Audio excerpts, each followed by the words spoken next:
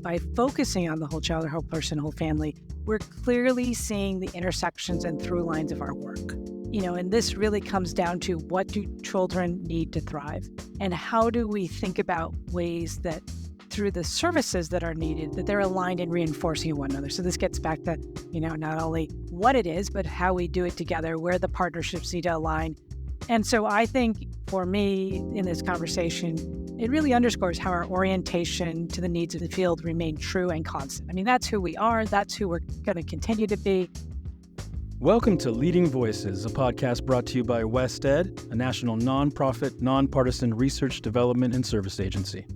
This podcast highlights WestEd's leading voices, shaping innovations and applying rigorous research in ways that help reduce opportunity gaps and build communities where all can thrive. I'm Danny Torres. I'll be your host. In this episode of the Leading Voices podcast, we have two very, very special guests.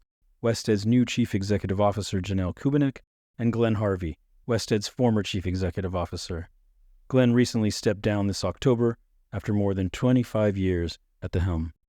Jannelle joined WestEd 12 years ago, and her leadership and contributions to the California Master Plan for Early Learning and Care and the K-12 funding formula in particular have made a significant impact. For the past 4 years, Jannelle served as WestEd's Chief Administrative Officer, supporting the creation of teams and organizational units for learning and development, employee engagement, and diversity, equity, and inclusion. Over the past 2 decades, Glen Harvey led the agency's incredible transformation to an expansive, mission-driven, and quality and impact-focused agency. Under Glen's leadership, WestEd emphasized high-quality research-based work designed to improve outcomes for children, youth, and adults, with a particular focus on addressing the needs of traditionally underserved and marginalized communities.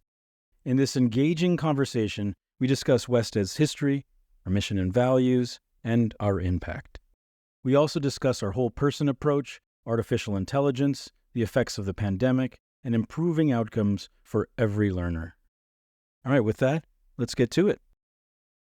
Now, Glen, many of our listeners may not know how WestEd came to be. Could you tell us a little bit about its origins and how the landscape has changed over the years, and how WestEd has adapted to meet those changes during your tenure? Well, first, thanks, Danny. Before we start, I'd like to take a moment of privilege to just congratulate Jannelle on being selected as WestEd's new CEO. This is really an exciting time for WestEd, and it's reassuring to me to know that as I'm leaving WestEd, that it is in excellent hands. So congratulations, Jannelle. WestEd is really lucky to have you at the helm.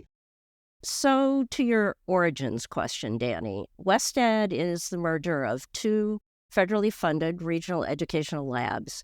They were first established in 1966 under President Johnson's Great Society program, which he launched in 1965.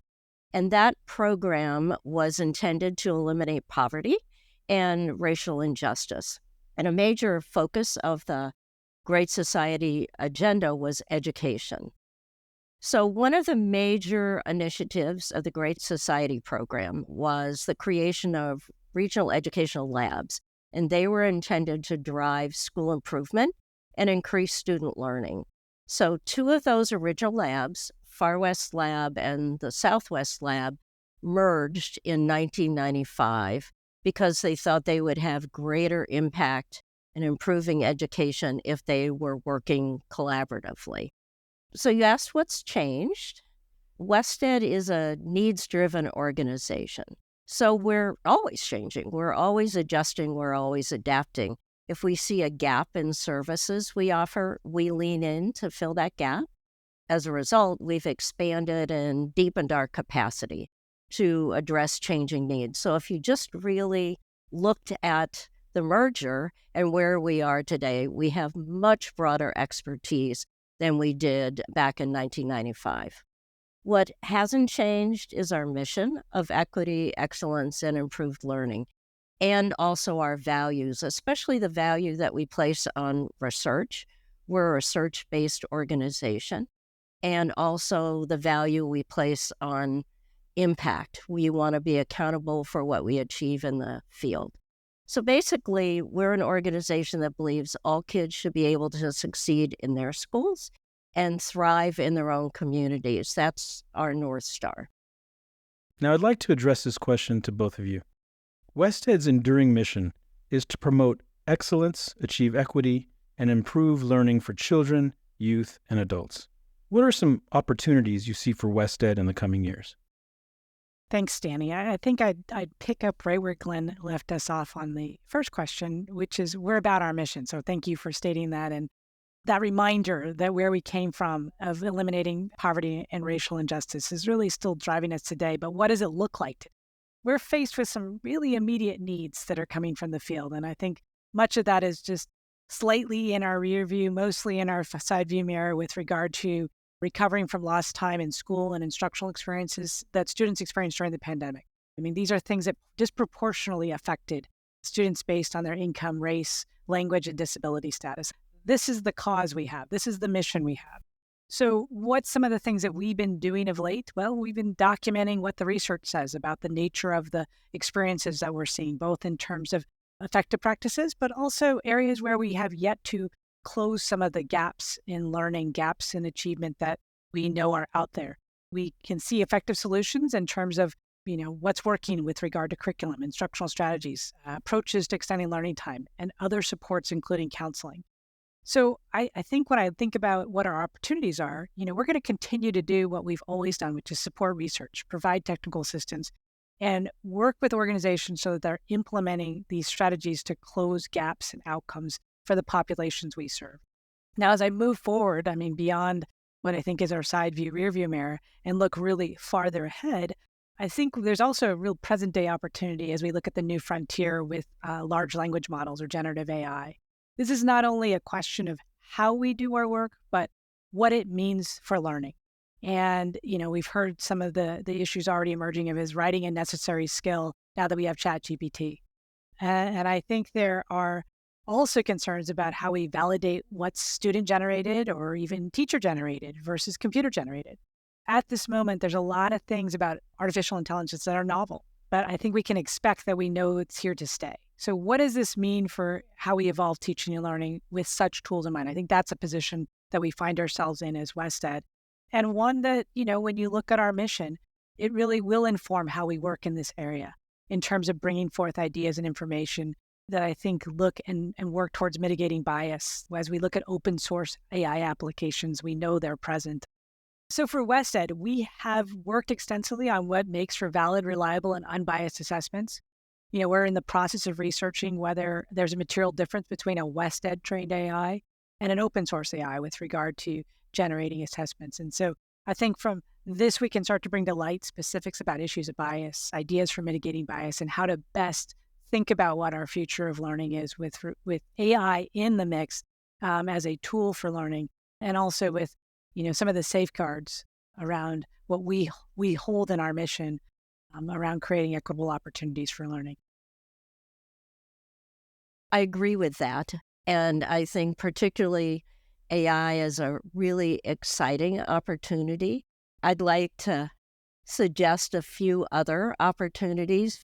Because we have so much expertise and it's so broad now, I think there are many more opportunities for WestEd to do more cross-sector work, community-based work, cross-systems work, really hard, gritty work that needs to be done across our country.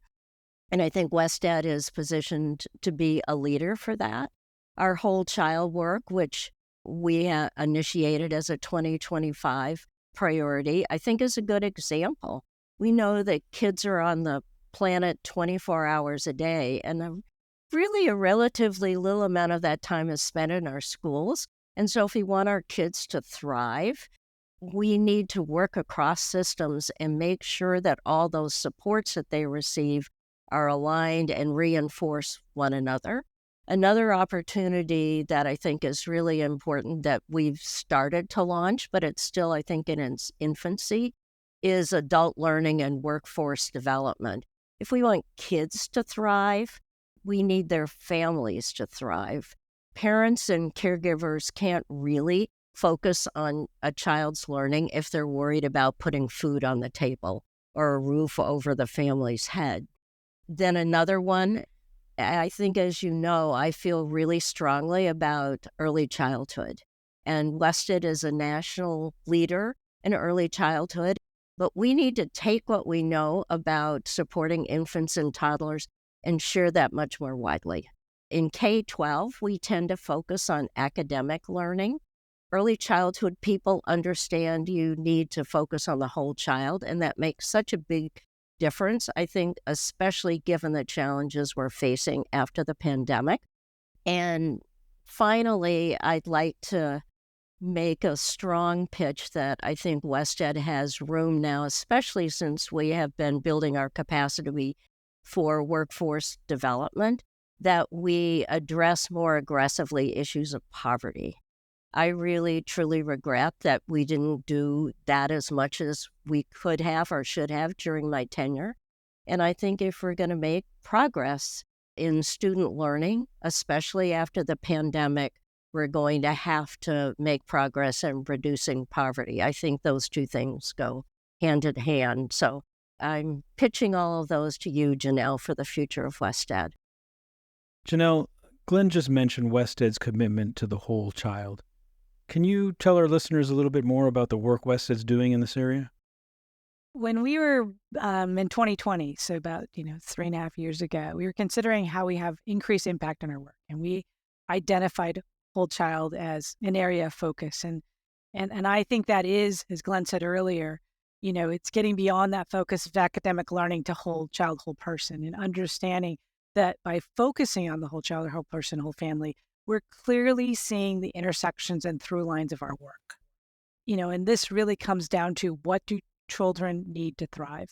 And how do we think about ways that through the services that are needed, that they're aligned and reinforcing one another? So this gets back to, not only what it is, but how we do it together, where the partnerships need to align. The fact of the matter is, we have a lot of programs and things that get done because of a particular characteristic of a child. They may be your English learner. They may be your child with a disability. They may be someone receiving services through other agencies. So how do we look at this in the whole, not just the parts? And I think by focusing on the whole child, we're also able to draw the connections between the developmental with the academic and physical and mental wellness needs. It connects, as we said earlier, learning with being in schools and home. It also puts the added importance to supporting cradle to career approaches, which we at Wested are deeply involved with in California through everything from longitudinal data system that would help us span that full continuum to a whole host of programs and areas that take us from early child to higher ed. So as for how we build capacity to support whole child approach, we brought together people throughout Wested. So it's not just an individual, but it's really the orientation that we take through our work and actively designing for the through lines and connections that demonstrate a whole child mindset and approach. And as we pursue new areas of work, we're looking at the relationships, the connections between our work and health, human services, school climate, justice. We're sharing within Wested guidance that we produce based on our experience of how do you take a whole child approach? How do you develop projects? And I think this is really an exciting time for us and an area where we see great potential for impact. I so agree with you, Jannelle. It's a really exciting time. Out of great need comes great opportunity, I think, and there's a lot of need right now. Wested has such an opportunity now to do, as you were saying, cradle to career, and worrying about parents, worrying about poverty. We have a great deal of poverty in this country, and it's growing. And without tackling workforce development and housing, kids are not going to thrive. I think probably one of the most important opportunities for Wested to contribute to kids in the future and to learning is really embracing that there's a whole child, a whole family, a whole community, and all of that has to work together. And we're naive to think that K-12 can do that on its own. Kids are not going to do well if we don't think about their life experience every moment of the day and how to support their families as well. I'm slightly jealous, Jannelle, that you're going to get to tackle all these issues that I have not tackled yet, because I think you're going to move the needle enormously when you do that. Well, Glenn, I'm counting on the fact that you're a call away and a very short trip to the office to rewrite back. I don't have an answer, though, so it's going to be up to you. A thought partner. By most accounts, the pandemic has exacerbated a great many of the opportunity gaps that existed prior to 2020. How is WestEd equipped to help accelerate learning in the post-pandemic era? I totally agree with you that the pandemic has left education with huge challenges, many of which are opportunity gaps. We're going to need to have much more innovative thinking and collaborative problem solving, and WestEd is good at both of those. We're definitely a collaborative organization, partnering with lots of other organizations and community groups. We have deep expertise in reading and math, where student achievement plummeted the most, especially for underserved students. We have deep expertise around English learners and special education, and those experts partner with our content people so that those students' needs don't get left behind. I think it's important to recognize, however, that those opportunity gaps aren't limited to academic subjects and achievement. Students are experiencing really severe mental health challenges as well. And WestEd has broadened over the years since that merger of those two labs, our expertise around social emotional learning, mental health, and behavioral issues, which I think really is needed in our schools these days. It's also important to remember that the opportunity gaps aren't limited just to students. They extend to families and communities, and we're seeing that across the country. We recently launched a new Center for Economic Mobility to help address some of those issues, adult issues.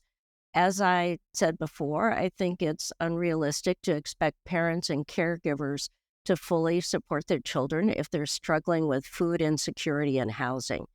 We need to recognize in this country that people need jobs, they need financial security, and I think WestEd can play more of a role and has started to step up in doing that.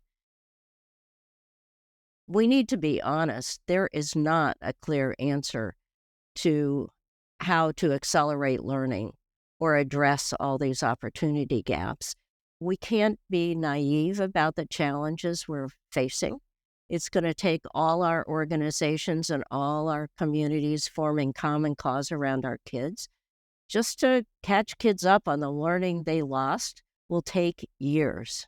And to move beyond that to really genuine success and thriving, it's going to take a lot more. And it's going to take political will and courage to do all we can and then step up and do more. And I think WestEd is well positioned to do that. When you refer to all of the organizations working together in common cause, can you tell us a little bit more about the kinds of organizations you're referring to? I'm thinking, sister organizations, nonprofits, government institutions, and the like. That's a great question. And yes, I am. I think that we have a number of philanthropic organizations, nonprofit organizations, a lot of sister organizations, all disconnected from each other. And we all have a lot of expertise. But huge harm was done during the pandemic. And if you read what economists are predicting, that's going to live with those students forever. I think that if we could join forces with community organizations, with the federal government, with nonprofits, with philanthropy, and all have common goals, trying to all align, we'll make much faster, better progress. Glenn, your response is making me think about something I read recently, which is the need for bridge building. And that we once upon a time, if you look at how government funding was working to, address social problems and needs, it was like a vending machine. You'd say, okay, we need to provide for housing, or we need to provide for transportation, or we need to provide for education. So here's the thing we give out. What we're reflecting and what you just captured is how complicated the need is. We're dealing with the intersection of, health needs with mental health, with learning and food insecurity that present themselves, as you're saying, not as what a single organization does, but how do we think about it collectively? And I also think what you're pointing out is there are no silver bullets. I just think we're in a place where we have a longstanding history of helping advance the way we look at complicated problems, how we look at that not just as individuals, but as what we need to see in the constellation of actors and agencies working together. I think that just sort of another way to think about the pandemic and how it's affected us is it really showed us that school isn't just a place. So for a lot of the various reasons that Glen pointed out, we weren't just looking for school to be the place that children went and had learning, but it's also where they learned social skills, where they, receive their meals for the day, where they really receive some of that mental health and other community supports, health supports that now became present in different ways. It's just a reminder of how important that partnership between school and home is, and that it's not just the place we go, but it's actually part of community. How do we approach school as community? How do we approach community as including school? And as Glen also said, the pandemic really laid bare gaps that we already knew exist. So the computer and broadband access issues, where did we have device, but did we have broadband access? Those were things we knew about coming into the pandemic. We knew there were differences in learning supports around what was available in communities, what were available in homes. We also knew there were differences around availability of nutrition. So it showed us how critical school is to facilitate, promote, and support consistency and experience that's critical for learning, which really is the equity imperative that we serve at WestEd. And I think our work with local and state educational agencies is about bringing forward the evidence and research to support how we design and provide services that meets the needs of children and youth. I think we also know, though, that, as Glen said, schools can't be everything for everyone. And those partnerships within communities is really critical. And so I'm really proud of the work that we've done of late with community schools and networks that support relationships to bringing forth more comprehensive supports for children, youth, and their families. What are some of the ways in which WestEd stands out from other organizations in the way we support state and local education agencies, school districts, and educators? That's an interesting question, and I think I'll start with first, we're really committed to tackling real-world issues in the field, the issues that are really complicated and enduring, and we want to find solutions. We're not interested in admiring problems or writing about them or saying that policymakers need to step up. It's more that we need to really try to develop solutions. And I don't mean to make that sound easy. It isn't. There aren't any easy problems left to solve, but we're committed to learning from our successes and our failures. So that's one distinguishing feature. A second is that we're committed to building capacity in people we work with. We believe in continuous improvement and continuous learning, and we want our clients to feel confident that they can step up. And a third feature is that we want to be known for our commitment to being nonpartisan, objective, research-based. We care about positive outcomes for kids, all kids, and the adults who support them. And we want to be accountable for those. We want to stay out of politics, which is usually about adult issues. And finally, we want to be mission-driven and impact-focused. We talk a lot about a mission, but the core for us is having impact. We need to know that the work we're doing adds up to what we promise. And we want to make the world a better place for kids. Well, Glen, I think that what your list captures is how WestEd works as partners with state and local education agencies. I think one of the greatest privileges that I've had while being here is to be called a trusted partner and advisor to school districts and state educational agencies. And I think that's something we hold as a position because of the very things that Glen just mentioned.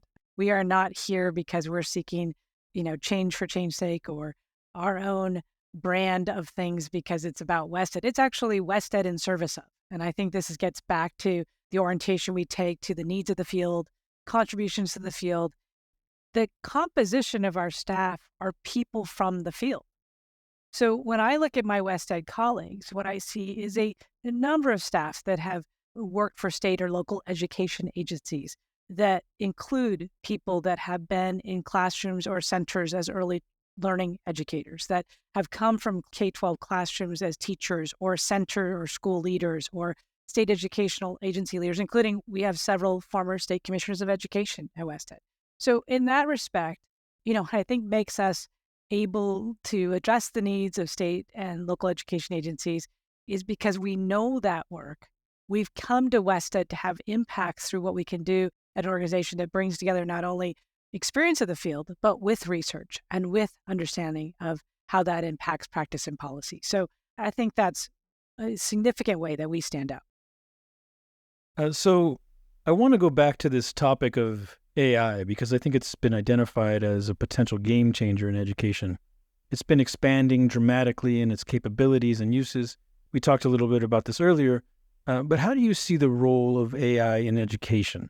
Do you see it as an opportunity or as a challenge? And how might West Ed be equipped to navigate this emerging landscape? I'm interested that you're asking if it's an opportunity or a challenge.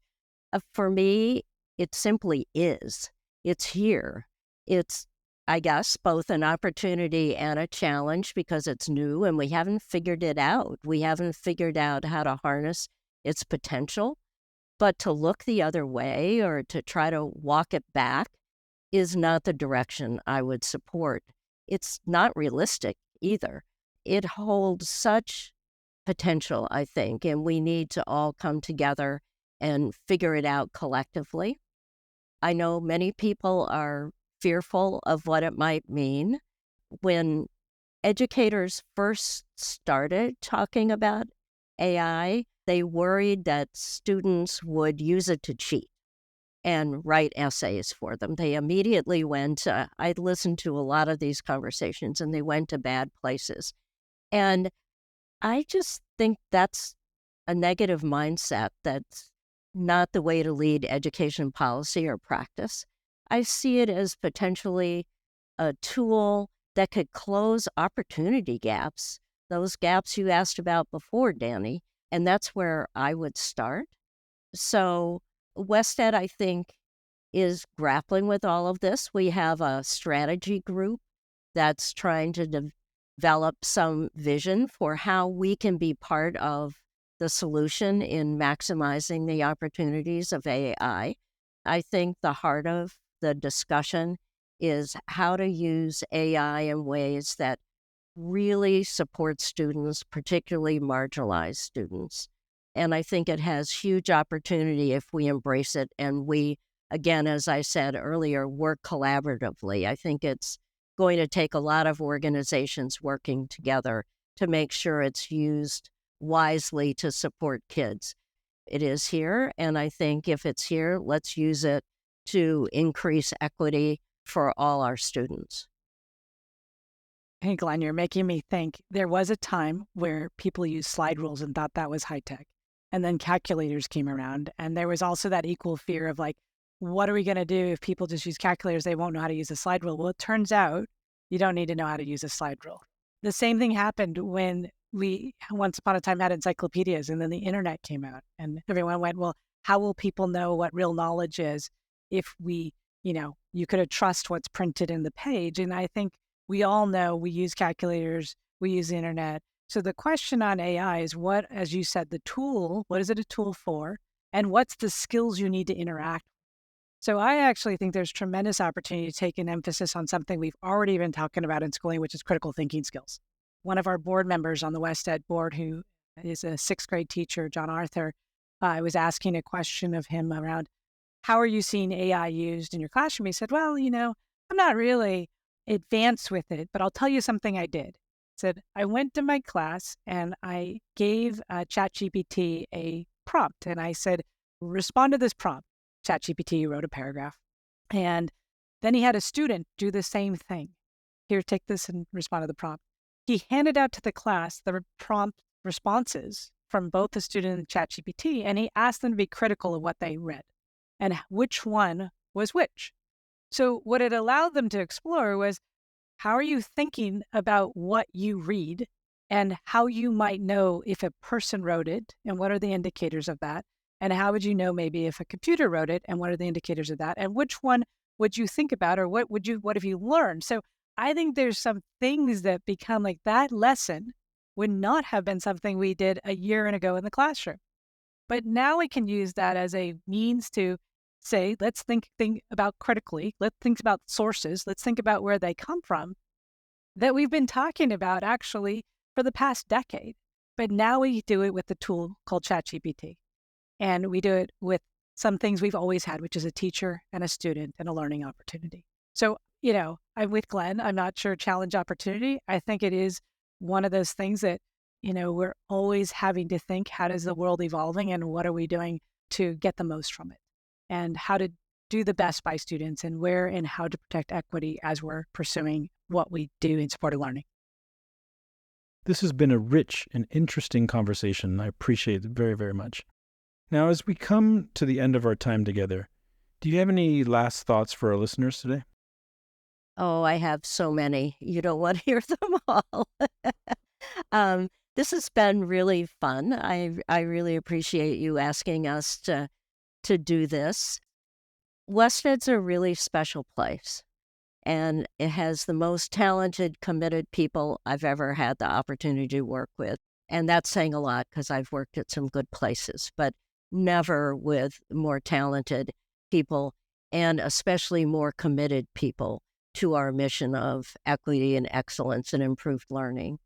And it's been such a gift to do this work that I love for 26 years and to partner with people I respect and I can learn from, knowing that the work really makes a positive difference in the world. And I think Wested's work has really made a positive difference, and hearing Jannelle's answers gives me real excitement about it's going to do a lot more in the future. We're a place that we don't admire problems. We roll up our sleeves and try to solve them. And we're respected because of the impact we have and the difference that we make. And I'm really proud of that. And I am excited for Jannelle and for Wested. And I know Jannelle will carry that torch for impact. And the field needs it more than ever now, post-pandemic. The needs are huge. So we need to work together to act on the belief that roll up our sleeves and figure out how to tackle this new challenge so that kids can be successful. It's going to be a tough number of years ahead. And I know that Jannelle and our Wested colleagues are up to that challenge. And so let me hand it over to you, Jannelle, for the last word and wish you really good luck. I'm kind of jealous that you get to tackle this really tough set of challenges. Thank you very much, Glenn.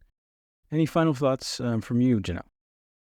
Well, thank you, Danny, for this opportunity to share this discussion with you and Glenn. I think this isn't just having the discussion, a reminder of how special Wested is, but also all that Glenn has brought to this organization in terms of creating capacity for a future where we're delivering on our mission. And I just want to thank Glenn for giving us, at Wested, a really solid foundation that I feel so fortunate to follow behind her in her footsteps. I'm looking forward to her coming back and being critical and giving feedback and being an advisor, because I think, I personally have benefited greatly from her leadership and mentorship. I know many others have as well here. And so I think, for me in this conversation, it really underscores how our orientation to the needs of the field remain true and constant. I mean, that's who we are. That's who we're going to continue to be. And while we've touched on a wide range of topics, you've heard Glenn and I say several times, it's about the impact. It's about the impact we can have through our work. And I think it's that, our purpose is to make a difference in the lives and outcomes of children, youth, and families. And I look forward to where we continue to make such a difference. And we have such a strong foundation and a track record of impact that, I think there's much need for which we are positioned to continue to be that contributor, that place that you go when you want to make a difference and see some changes in the field. Thank you very, very much, Jannelle and Glen, for being on the program. And thank you to all our listeners for joining us today. You can find this and past episodes of the Leading Voices podcast online at wested.org/Leading Voices podcast, or on the Apple Podcast, Google Podcast, Pandora, and Spotify.